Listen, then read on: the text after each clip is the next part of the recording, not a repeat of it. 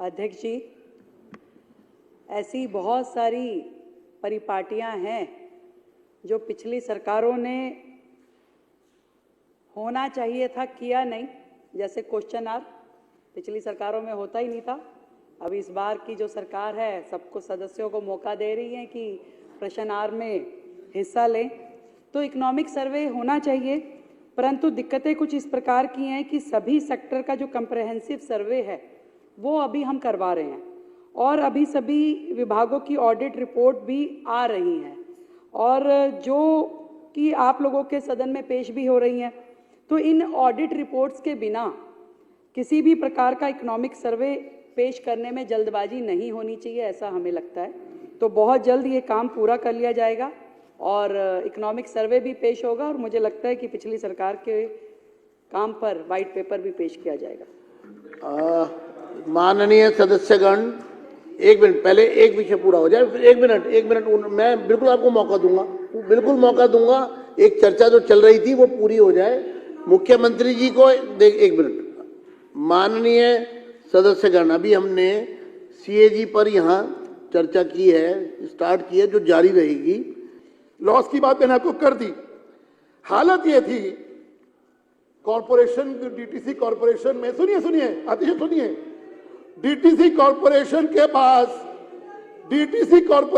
पास 3.18, सुनिएगा जरा, आप जरा आराम से सुनिएगा, आपको सुनने के चाहिए। 3,18,000 स्क्वायर मीटर प्रॉपर्टी आपने क्लस्टर बसेस को दे दी, आपने किराया तक नहीं लिया। किसकी जेब में गया वो बताना पड़ेगा आपको अतिश जी। 3,18,000 स्क्वायर मीटर कम नहीं होता, आपने क्लस्टर को दे दिया, आपने उसके साथ रेंट एग्रीमेंट कर लिया। 225 करोड़ रुपए बकाया 2021 के अंदर थे। एक चिट्ठी नहीं लिखी, एक चिट्ठी के आप उनको दे दीजिए। लॉस में है डीटीसी अध्यक्ष जी, लेकिन उनसे पैसा रिकवर नहीं करना, क्योंकि प्राइवेट प्लेयर थे, इन लोगों की भागीदारी थी। मैं आरोप लगा रहा हूं, इसकी जांच होनी चाहिए कि इन लोगों की मिली भगत की वजह से आज डीटीसी नुकसान के अंदर है। अध्यक्ष जी, नुकसान के अंदर है। 225 करोड़ रुपया बकाया रेंट का ये लोग वसूल नहीं रहे थे, ये इसके अंदर सीएजी ने साफ साफ लिखा है।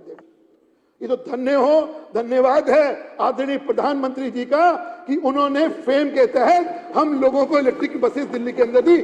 उसमें भी क्रेडिट ये लोग लेने चाहते हैं कि हमने लेके आए। पैसा फेम ने दिया, पैसा सेंट्रल गवर्नमेंट ने दिया। क्लेम क्या है? हमने डीटीसी बसेस खरीद ली। गजब मॉडल था आप लोगों का, गजब मॉडल था। आइएगा, अपने बारे में बोलिएगा, कुलदीप अपने बारे में बोलिएगा। फैक्ट ये है, अरे अभी तो तुम्हारी पोलें खुलनी शुरू हुई हैं, अभी तो शुरू हुई है। कुलदीप जी सबर। हालत ये थी अध्यक्ष जी, हालत ये थी अध्यक्ष जी, एक तरफ तो डीटीसी बसेस कम हो रही थी, लेकिन इनके मित्रों की बसेस बढ़ रही थी। क्यों?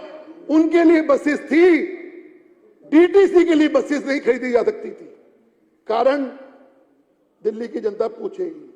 हालत यह थी 1770 सीएनजी बसेस ओवरएज हो चुकी थी, उसके बावजूद आपने नहीं खरीदी अध्यक्ष जी 2025-2023 तक।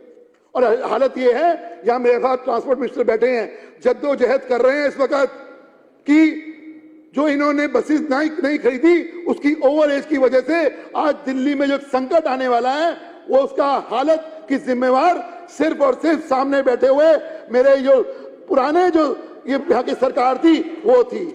तो कोई भी व्यक्ति इसे डिटेल में पढ़ के देखिए, ये सदन की गरिमा भी है। अगर हमने रिपोर्ट ठीक से पढ़ी नहीं है, फुर्सत से पढ़ी नहीं है, हम उस पर कोई टिप्पणी करें, कोई भी, चाहे वो पक्ष के हो चाहे वो विपक्ष के हो। अभी 1 घंटे पहले ये सबके हाथ में आई है। तो मेरा ये मानना है ये चर्चा बिल्कुल होनी चाहिए, पर पहले सब लोग रिपोर्ट पढ़ तो लें। नहीं, तो इसलिए मेरा ये रिक्वेस्ट है कि ये चर्चा आज के बजाय बजट के बाद अगर परसों करी जाए, क्योंकि ये लिस्ट ऑफ बिजनेस में तो थी भी नहीं कि इस पर डिस्कशन होगी। लिस्ट ऑफ बिजनेस, जो रिवाइज्ड लिस्ट ऑफ बिजनेस भी आई, उसमें सिर्फ लिखा था कि ये रिपोर्ट हाउस में चलिए, पेश होगी। विपक्ष नहीं चाहता इस पर बात आज हो। नहीं, परसों बात हो, एक बार इसे पढ़ लिया जाए अध्यक्ष महोदय। जिम्मेदारी पूर्वक बात ठीक है, होनी चाहिए, ठीक- पक्ष ठीक के है, द्वारा भी, ठीक विपक्ष है, के द्वारा ठीक भी। है।